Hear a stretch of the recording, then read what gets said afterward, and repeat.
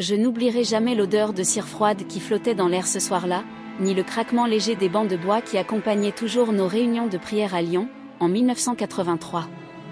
À l'époque, je croyais encore que l'église était le lieu le plus sûr du monde, un refuge où les cœurs blessés trouvaient du repos et où les liens sacrés étaient respectés.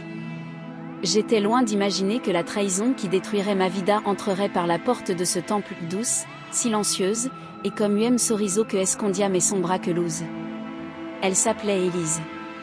Une femme douce en apparence, presque timide, toujours prête à aider à ranger les chaises, à distribuer les hymnes, à servir le thé après les cultes. Tout le monde disait qu'elle avait une âme pure, un esprit serviable, un cœur humble. Et moi, idiota que j'étais, je la croyais. Je la défendais même, parfois. Je disais que Puka pessoa tinha uma entregada ao sincera ao trabalho da igreja. Je présentais mon mari à tout le monde, bien sûr. J'étais fière de lui. Fière de sa foi, de son engagement, de sa présence constante à mes côtés. Je n'avais jamais imaginé qu'il pouvait être le type d'homme qui se laisserait séduire par une femme que j'embrassais tous les dimanches comme une sœur. Mais les trahisons les plus cruelles ne viennent jamais de loin. Elles naissent à quelques pas, parfois dans le même banc, parfois sous le même toit, parfois sous le même Dieu. Et ce que je découvris un soir de juin, en entrant dans le temple plus tôt que prévu, a brisé quelque chose en moi que je ne récupérerai jamais totalement. Car ce que j'ai vu, ce que j'ai entendu, ce que j'ai compris en quelques secondes, a transformé ma fée, mon mariage et toute ma vie et malgo que jamais Voltaire a reconstruit. Avant de vous raconter ce qui s'est réellement passé à Lyon en 1983, j'aimerais que vous me disiez, dans les commentaires, d'où vous écoutez cette histoire. Je sais que, derrière chaque écran, il y a quelqu'un qui a vécu son propre combat, sa propre blessure, sa propre vérité silencieuse. Peut-être que vous aussi, un jour, avez confié votre cœur à des gens que vous croyiez incapables de vous blesser, et pourtant. Cette histoire n'est pas seulement la mienne. Elle pourrait être celle de n'importe quelle femme qui a donné tout ce qu'elle avait, son amour, sa fée, sa lealdad et qui, malgré isso, foi treda no lugar mais improvavel, un lieu sacré. Aujourd'hui, je vais vous ouvrir les portes de mon passé. Un passé que j'ai longtemps essayé d'oublier, masque insiste et aime Voltaire. Et si vous êtes prêts, alors je commence. Je repense souvent aux premiers mois de cette année 1983, comme si je regardais un vieux film dont je connais chaque scène, chaque silence, chaque ombre. À l'époque, j'avais 59 ans aujourd'hui, mais j'en avais 28 à peine, pleine d'espérance, de projets simples, et profondément attachée à cette petite église du quartier de la Croix-Rousse, qui représentait tout pour moi. C'était là que j'avais rencontré mon mari, Michel. Là que nous avions échangé nos vœux. Là que j'avais rêvé de bâtir une famille. Un lieu qui, pour moi, était l'extension de mon propre foyer. Michel était un homme admiré dans la communauté. Toujours disponible, toujours souriant, toujours prêt à aider un voisin à porter ses sacs ou à accompagner un ancien à un rendez-vous médical. Les gens disaient qu'il avait un cœur de pasteur, même s'il n'avait jamais étudié pour en devenir un. Moi, je me contentais d'aimer son dévouement. J'étais fière d'être sa femme. Fière de nous deux. C'est à cette époque qu'Élise est arrivée. Elle venait d'une petite ville voisine, et disait être venue à Lyon pour rechercher un renouveau. Une phrase que, dans l'église, nous entendions souvent. Les âmes blessées cherchaient un refuge, un second souffle, parfois un miracle. Lorsque je l'ai vue pour la première fois, je me souviens avoir pensé qu'elle avait l'air fragile, presque trop fragile pour la dureté du monde. Elle s'est proposée pour aider aux tâches simples, nettoyer les bancs, distribuer les programmes, allumer les bougies avant les réunions. Et moi, naïve, j'ai cru qu'elle voulait sincèrement te servir. Je ne pouvais pas imaginer que chaque petite tâche, chaque sourire, chaque mot doux qu'elle adressait à mon mari était, en vérité, une strate de quelque chose beaucoup plus profond. Je me rappelle très bien d'un soir où tout avait commencé à changer, même si, à ce moment-là, je n'en avais aucune conscience. C'était un mercredi, jour du culte de prière. Michel n'avait pas pu rentrer à la maison après le travail, alors il m'avait dit qu'il irait directement à l'église pour préparer la salle. J'étais fière. C'était tellement lui. Servir avant tout. Quand je suis arrivée, Élise était déjà là, avec Michel. Il rangeait des chaises en riant doucement, comme deux anciens amis partageant un secret léger. J'ai souri aussi. À l'époque, je trouvais normal que tout le monde aime Michel. Il avait cette facilité à faire sentir les gens uniques. Mais quelque chose m'a touché comme une aiguille fine dans le cœur, un détail que j'ai ignoré mais que ma mémoire n'oublierait jamais. Quand elle a posé sa main sur son avant-bras pour lui montrer où mettre les derniers programmes, elle a tenu un peu trop longtemps.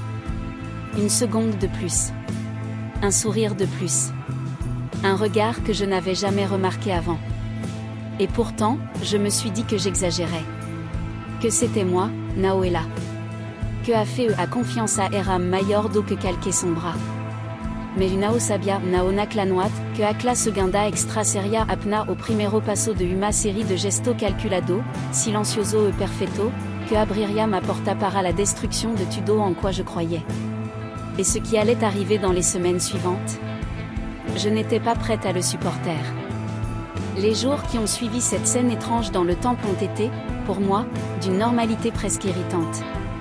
J'avais l'impression que tout continuait comme avant, et en même temps, quelque chose, au fond de moi, murmurait que avant n'existait jamais. C'était une sensation imperceptible, comme un fil tiré lentement, un petit déséquilibre dans l'air que personne ne remarque, sauf celle qui va bientôt tomber. Élise devenait chaque semaine un peu plus présente. Elle s'intégrait facilement, comme si elle connaissait la communauté depuis toujours. Tout le monde l'aimait, les femmes âgées, les jeunes, le pasteur, les enfants qui couraient entre les bancs. On disait qu'elle avait un don pour unir les cœurs. Je me contentais de sourire, même si, au fond, je ne comprenais pas comment quelqu'un pouvait se rendre si indispensable en si peu de temps. De mon côté, Michel changeait aussi, mais si doucement que j'aurais pu croire que c'était mon imagination. Il rentrait plus tard après les réunions. Il disait qu'il restait pour l'aider à ranger, écouter quelqu'un, organiser quelque chose pour dimanche. Toujours comme uma justificativa piedosa, sempre comme uma razão que combinava perfeitamente comme a imagem dele, a imagem de homem dedicado, confiável, exemplar. E cada justificativa era como me uma pedra colocada no muro que começava a se levantar entre nos doigts. Un soir, alors que nous rentrions du culte, je lui ai demandé pourquoi il avait passé autant de temps à parler avec Élise avant de partir. Ce n'était pas une accusation, c'était une question, presque une curiosité, presque un pedido de atenção. Il a souri, ce sourire doux que je connaissais si bien, et a dit. Elle a traversé une période difficile. Elle a besoin d'écoute. Comment aurais-je pu contredire cela? Dans une église, tout le monde a besoin d'écoute. L'amour chrétien, c'était ce que nous prêchions. Le soutien, la compassion, le cuidado comme au proximo. Mais quelque chose dans sa voix. Quelque chose na manera como ele deviu olar. Me fez sentir uma pontada que una o subnomear naklanwat. Os pequeno de tal commençaram à se repetir. Chaque fois que j'arrivais un peu plus tôt au temple, elle était là. Chaque fois que Michel riait, elle riait aussi. Chaque fois que ele precisava resolver algo na igreja, era ela que MJA estava là pour l'aider. U comecei a notar o solar. Non pas les regards flagrants, mais ce discret, subtil, rapide, ce que acontecem entre deux personnes qui partagent quelque chose que personne d'autre ne voit. UM dia, enquanto colocavamo a flor no vaso, ela me disse, comme UM tom cas innocente. Ton mari est vraiment quelqu'un d'exceptionnel, tu as beaucoup de chance. A phrase foi dita comme UM sorriso dos, mastina algo portra. Une nuance. Un goût amer. Une intention cachée. Et j'ai senti, pendant une seconde, comme une main froide se refermer autour de mon cœur. Le pire, c'est que je me suis sentie coupable de ressentir cela. Coupable d'être jalouse dans un lieu saint. Coupable d'avoir des pensées sombria qui contrariaient tudo au que lui accréditava. Alors j'ai prié. J'ai demandé à Dieu d'apaiser mon esprit. De me montrer si c'était moi, ou si quelque chose, réellement, se passait sous mon nez. Je n'ai jamais imaginé que la réponse viendrait à au rapido. Et de la façon la plus violente et indiscutable possible. Car quelques jours plus tard, j'allais surprendre une scène au temple. Une scène que aucune femme ne devrait jamais voir. Et à partir de ce moment-là, rien, absolument rien, ne serait plus jamais comme avant. Je me souviens parfaitement du jour où tout a basculé. C'était un vendredi en fin d'après-midi, un de ces jours où l'air semblait lourd, presque prémonitoire. Le pasteur m'avait demandé d'apporter quelques documents au temple, des listes pour l'organisation du prochain événement communautaire. Rien d'inhabituel. Rien que je n'aurais pu imaginer transformer en cauchemar. Je suis entrée par la porte latérale, celle que seuls les habitués utilisaient. L'intérieur était silencieux, avec cette odeur particulière de pierre froide mêlée à la cire fondue. Je pensais que j'étais seule. Que Michel me rejoindrait plus tard. Que Élise n'avait aucune raison d'être là en dehors des réunions habituelles. Mais, dès les premiers pas dans le couloir, j'ai entendu des voix. Pas des voix de prière. Pas des voix en mission. Des voix, basses. Étouffées. Proches. Mon cœur a commencé à battre plus vite, mais je me suis forcée à ne pas imaginer le pire. Peut-être que quelqu'un demandait conseil. Peut-être que Michel offrait écoute et soutien. C'était ce que tout le monde admirait chez lui, après tout. Je me suis approchée du petit bureau derrière la sacristie, celui que seul le personnel utilisait. La porte était entr'ouverte, laissant passer uma fexa de luz cante que cortava au chao de pedra. J'ai avancé, sur la pointe des pieds, presque contre ma volonté. Et c'est là que je les ai vus. Michel et Élise. Si proches que leurs épaules se touchaient. Si plongés l'un dans l'autre qu'ils n'ont pas entendu mes pas. Si enlacés que le monde entier aurait pu s'écrouler et ils ne s'en seraient pas rendus compte. Elle avait sa main sur sa nuque. Et lui la regardait comme il ne m'avait plus regardé depuis des mois. Ce n'était pas un accident. Ce n'était pas un malentendu. Ce n'était pas uma situação ambiga que se résolve comme explicação. C'était une intimité assumée. Une connexion consciente. Une trahison claire et cruelle. Je me suis sentie paralysée. Comme si mes pieds s'étaient cimentés au sol. Comme si ma respiration m'avait abandonnée. Mon cœur s'est comprimé, et une douleur aiguë est montée dans ma poitrine, me coupant presque en deux. Je n'arrivais pas à parler. Je n'arrivais même pas à pleurer. Je n'étais qu'une statue de douleur. Puis j'ai entendu ce que je n'aurais jamais dû entendre. Élise a murmuré, comme une douceur que me de nauséa. Ici, personne ne peut nous voir. Et Michel. Et moi Michel. A répondu en posant sa main sur sa joue. Je sais. Je crois que j'ai senti mon âme se fissurer à cet instant précis. J'ai laissé tomber les papiers que je tenais. Le bruit sec a résonné. Ils ont sursauté, se sont retournés, et leurs visages ont changé de couleur en me voyant. Élise s'est éloignée brusquement. Michel a balbutié mon nom comme si le monde venait de s'effondrer sous ses pieds. Moi, je n'ai rien dit. Parce que parfois, le silence dit tudo. Au silencio denuncia. Au silencio condena. Au silencio grita a verdade. Je suis sortie sans regarder en arrière. Mais ce que j'avais vu ce jour-là n'était que au começo. Car après à Descoberta, vem toujours a guerra. Et la guerre que j'allais vivre serait la plus violente de ma vie. Je suis rentrée chez moi ce soir-là sans sentir mes jambes, comme si mon corps avançait par instinct, mécaniquement, pour éviter que mon cœur ne s'effondre au milieu de la rue. Lyon semblait flou autour de moi, les façades anciennes, les parfums des boulangeries, les rires des passants, tout me paraissait étranger, comme si j'avais été expulsée d'un monde auquel j'appartenais quelques heures auparavant. Je n'étais plus moi. J'étais la femme qui venait de découvrir que son mari la trompait, dans un lieu sacré.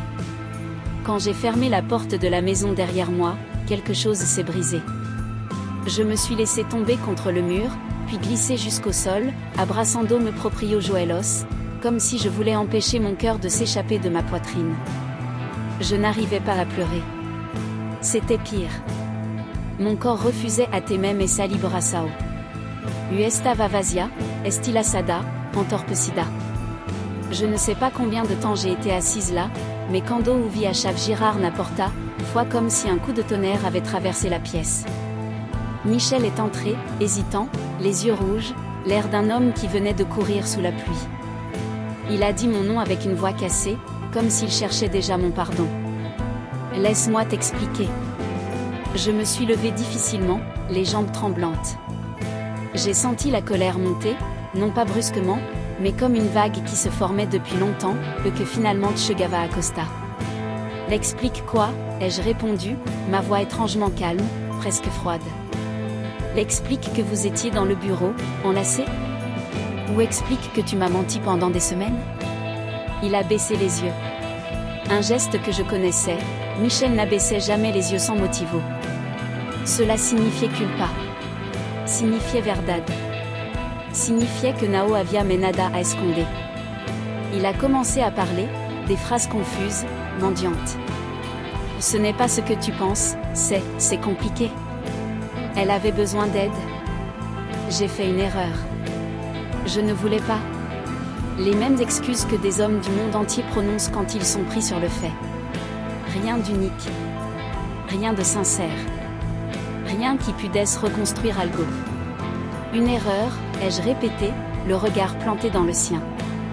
Et Michel, ceci n'était pas une erreur. Une erreur est involontaire. Ceci était une décision.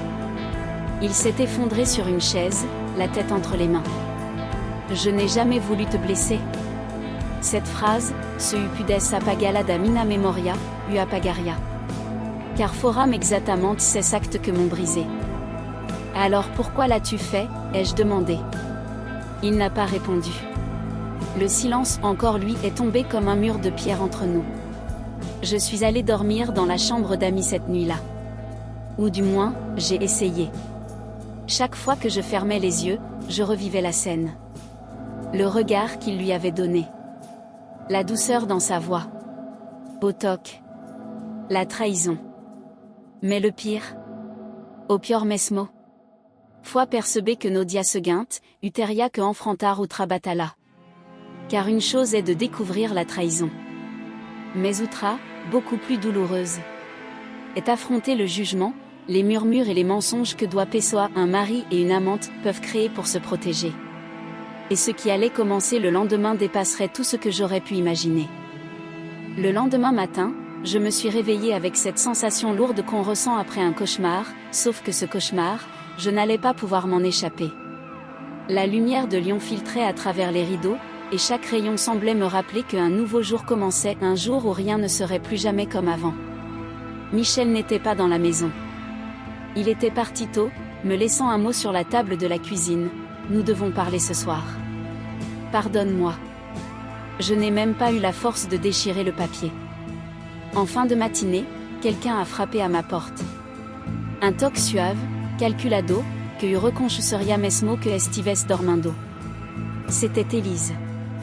Je suis restée figée, incapable de comprendre comment une femme podiataire à audacia de virate mina casa, de poids de tudo. Elle portait ce même sourire manso et froid que j'avais déjà remarqué sorriso que tentava passar humildad, mas que escondia soberba.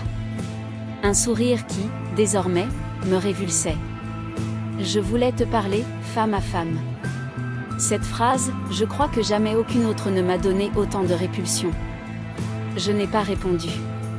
Je me suis simplement écartée du cadre de la porte, non pas pour l'inviter à entrer, mais pour ne pas lui donner la satisfaction de croire qu'elle contrôlait mes réactions. Elle a baissé les yeux, jouant à la innocente, à la fille douce que tout le monde protège. Je suis désolée que tu aies découvert les choses de cette façon. De cette façon. D'esta forma. Comme si au problema fos como eût descobri, et non ce qu'ils avaient fait. Je l'ai interrompu. Tu n'avais rien à faire avec mon mari. Elle a levé les yeux doucement, mas havia uma luz estranha neles. Une lueur de victoire. Comme si, pour elle, le fait que j'avais enfin prononcé ces mots, confirmait quelque chose. Tu dois comprendre, dit-elle, que Michel traverse un momento difficile. Il a besoin de quelqu'un qui l'écoute réellement. Je crois que, à cet instant précis, quelque chose en moi s'est éteint. Nao o amor, mas a fait que utina na humanidad. Et toi, Élise, murmurai-je, tu te vois comme cette personne? Elle n'a pas hésité. Elle a hoché la tête. Convaincue. Certa de si. Certa da mentira que la mesma criou. Ce n'est pas de ma faute si ton mariage n'allait plus. Cette phrase a frappé mon âme comme une punalada. Car là, devant ma porte, sous le soleil clair de Lyon, Elle n'était plus une servante de l'Église. Elle n'était plus une femme fragile en quête de refuge. Elle était un intrusa. Un manipuladora. À serpente que se glissava silencieusement dans un Minavida. Et que maintenant tentava me faire croire que la faute était la mienne.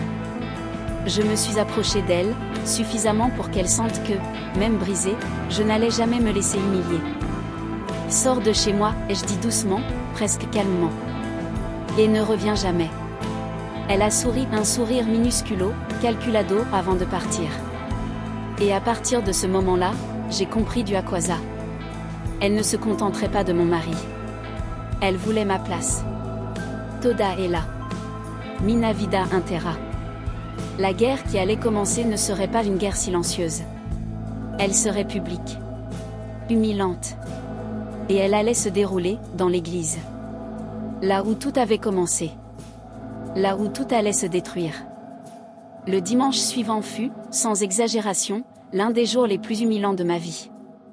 J'avais passé la nuit entière sans dormir, l'estomac noué, le cœur battant d'eau de vagar pesado, comme si cada batida fossuem l'ambrette cruelle de queuteria que enfrontar au mundo pior, enfrontar à igreja.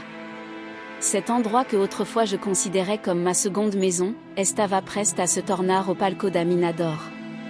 J'ai hésité à y aller. Chaque fibre de mon corps me disait de rester à la maison, de me cacher, de inventar uma desculpa. Mais algo plus fort orgulo, dignidad, ou peut-être à simple necesidad de nao abandonar au pouco que restava de mim me fez vestir me vestido azul escuro e pegar mina biblia. Quand je suis arrivé devant le temple, l'air froid me golpeou au rosto.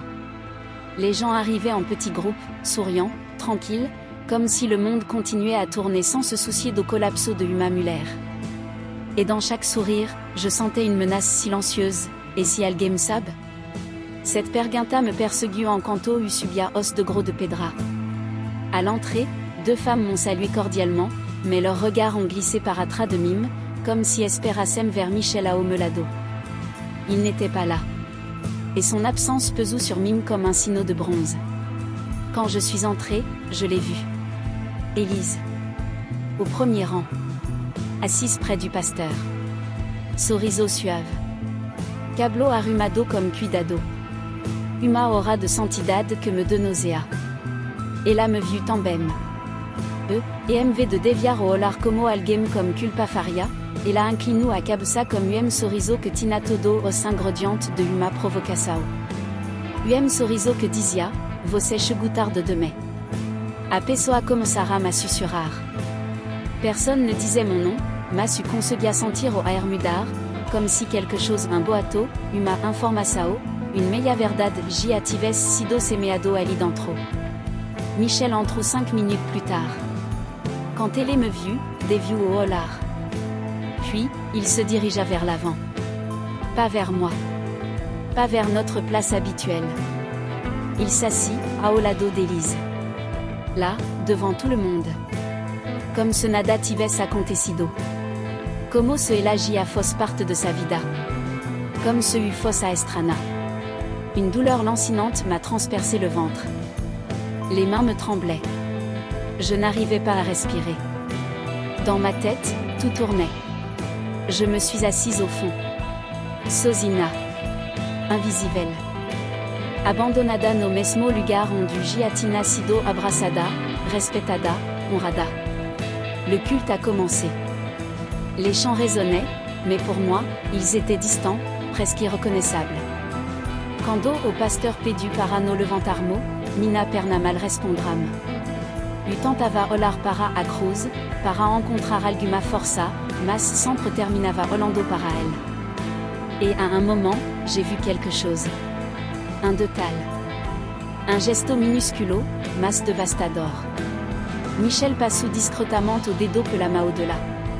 Et elle, s'est molar para elle, sorriu. Ce sourire. À quel sorriso.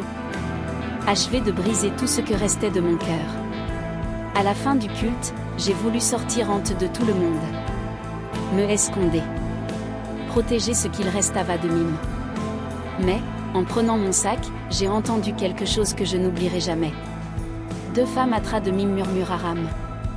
On dit que leur relation a commencé parce qu'elle l'a consolé, tu sais, leur mariage n'allait plus. Oui, elle n'est plus assez présente pour lui. Foi et que lui entendit. Elle giatinam uma historia pronta. Une narrativa. Una versao manipulada. Et j'étais, selon cette version, la femme fautive. Et ce qui allait venir de Poidisso? Seria a un dame et cruel. Les jours qui ont suivi ce culte humiliant furent un tourbillon de murmures, de regards fugaces et de silences pesants. La communauté que j'avais servie comme dedicasao durant anno estava se transformant d'audiente de mime nao lentamente, mas comme uma rapidecas violenta. On aurait dit que tout le monde avait déjà choisi son camp. Pas le mien. Au mais choquante, talvé, nao fos à Tressao et MC. Mais au fait que les gens, les mêmes gens que j'avais visités quand ils étaient malades, que j'avais consolés dans leur deuil, que j'avais aidés dans leurs besoins, agora repetiam boato sobre mimsem a menor hesitasao. J'étais devenue la femme distante, celle qui ne soutenait plus son mari, celle qui avait laissé son mariage s'effriter. Tudo isso, inventado. Tout cela, poussé par Élise. Car oui, j'allais bientôt découvrir que ce qui se passait nao era apna uma infidelidad. C'était une prise de contrôle. Elle ne se contentait pas de Michel. Elle voulait la communauté. Elle voulait être vue, admirée, colocada nom pédestal. Rien ne sert mieux une femme manipulatrice que la pitié et l'image de victime. Un soir, j'ai surpris deux jeunes femmes conversando no patio. Élise nous a dit qu'elle essaie seulement d'aider Michel, qu'il traverse une crise. Elle a un cœur si grand. Pas étonnant qu'il soit si proche. Eu senti me semble gelar. Uma crise? Quelle crise? Qu'em a inventu? Quand? Pourquoi? No mesmo dia, au pasteur pédu parafalar comigo. Je me suis assise diante de lui, espantée par son visage grave, presque paternal. Il a soupiré avant de commencer, ce genre de soupir que l'on donne quand on croit savoir la vérité, mas en réalité, a verdad havia sido plantada por mao cerrada. Ma sœur, j'ai entendu dire que ton couple traverse une période difficile. Cette phrase. Essa maldita phrase. Elle venait da boca do pastor, l'homme que deveria ser impartial, sabio, cuidadoso comme a palavra. Je me suis sentie esmagée.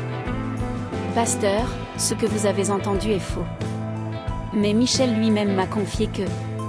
J'ai arrêté de l'écouter. Michel. Me marido. Diciso. A ele. Ao pastor. A quelques guia alma no camino da verdad. U senti o chao sumir sob me pe. Ele nao estava apna me trindo fisicamente. Ele estava reescrevando nossa historia. Ele estava se fazendo de vítima. Je crois que tu dois chercher de l'aide, ma sœur, conclut-il. À Judar? La femme Treda? La femme assassinée silencieusement? Pendant que Élise sea da reunião do outro lado do corredor, sourire manso, olos bexo, maos janta a imagem perfeita da servante pieuse lui percebi au quanto lui estava cercada. Et la s'arrêta près de moi, inclinou a cabeça dis comme uma voz taudos que mumina alma. Je prierai pour toi. Cette phrase, dit avec douceur, mais comme au veneno perfetto. Foi au estopim. Ce soir-là, j'ai fait quelque chose que jamais imaginé fazer. Je suis retournée au temple. Sosina. Que la primera vez, nao para orar, mas para entendre. Il était tard, presque 22 heures. Le lieu était vide. Les lampes étaient éteintes, sauf une veilleuse perto da porta latéral. A luz fraca criava sombra longa pela paredes. Et en avançant, j'ai entendu quelque chose. Une voix. Familière. La voix de Michel. Et une autre. Plus douce. Plus lente. La voix d'Élise. Ils étaient là. Encore. À la même heure. Au même endroit. Mais cette fois. Je n'étais plus la femme brisée qui s'enfuyait. Cette fois. J'allais ouvrir Tudo. Eo que ouviria derrière cette porte. Serait encore pire que Asena que Utina Visto. Je suis resté immobile devant cette porte entr'ouverte, le cœur battant si fort que j'avais l'impression qu'il résonnait dans tout le temple. La lumière à l'intérieur était faible, mais suffisante pour projeter des ombres dansantes sur les murs. Et, Ali, Nakla Penumbra, uvi exactement au que Nanka deveria ter ouvido nao apna porc feria, mas porc revlavatoda a verdade occulta. Michel parlait d'une voix basse, presque coupable. Je ne peux plus continuer comme ça. Durant uma frasao de segundo, me coração qui acreditar que ele falava de mim, da culpa, da consciência, da vontade de restaurar nosso casamento. Mas a resposta de Elise tirou essa ilusão de mim como que m'arranca uma pelle sensible. Tu n'as plus à te cacher, Michel. Tout le monde voit bien que votre couple est terminé. Terminé. La palavra caiu sobre mim como golpe de martelo. Michel respirou fundo, e o som e pelo corredor vazio. Ele estava inquieto. Dividido. Mas nao entre mim e ela. Entre a culpa, e o desejo. Elle ne mérite pas ça, murmurou ele. Por segundo, u respirait. Por segundo, u pensait, ele ainda se importa. Mas Elise, comme a clavos dos, calma, venenosa, de au golpe final. Elle ne te comprend plus. Elle ne te voit plus. Tu t'es éteint à ses côtés. U apertei a mao contra apared para nao quer. Nao era apnatresao. Era destruisao émotionnel. Era manipulação calculada. Et puis, continue Élise. Dieu ne veut pas que tu restes dans un mariage qui te tue de l'intérieur. Usar au nom de Deus para justificar uma traição, voilà ce que je n'aurais jamais imaginé entendre dans le lieu le plus sacré de ma vie. Michel n'a pas répondu tout de suite. J'ai entendu sa respiration hésitante. Une lutte interna. Un homme déchiré, mais nao por amor a esposa. Par medo de assumir o que elegia havia escolhido. Et c'est là que tout a été définitivement brisé. Je pense que tu es la femme que Dieu a placée sur mon chemin. Et je suis prête pour toi, Michel, prête à être ta femme. Je n'ai pas attendu d'en entendre davantage. La douleur que senti naquel momento nao foi como a primera acla que me rasgou no diaem que os cisgento. Cette douleur était différente. Fria. Tranquille. Comme une anesthésia qui envahit le corps avant qu'on ne coupe quelque chose d'essentiel. Me virei. Desci au corridor et silencieux. Empuré à porta do templo au centeino de gros de pierre froide. Le ciel de Lyon estava escuro, mas a luz da cidade brillavam como se nada tivesse acontecido. Comme si le monde riait de ma douleur. Pendant longtemps, je suis restée la femme seule, preda, invisible, tentando comprendre comment une historia de amor construida comme fepod se transformait em ruina, dans le même lugar onde havia começado. Mas foi ali, naquel de gros gelado, que uma verdade caiu sobre mim como uma revelação. Una tinha perdido meu marido. Tinha perdido a versão dele que existia apna na minha memória. Ce Michel que j'aimais n'était plus là depuis longtemps. O que restava era alguém que havia se entregado a manipulação, a mentira e ao egoísmo e que usava au nom de Deus para justificar sua queda. Et ce soir-là, pour la première fois depuis que tudo começou, une força nouvelle se levant tout en moi. Pas une força de revanche, ni de odio. Une força silencieuse. Celle que nasce quand uma mulher cesse de mendier à mort, et commence à se sauver elle-même. Je me suis levée. J'ai essuyé mes larmes.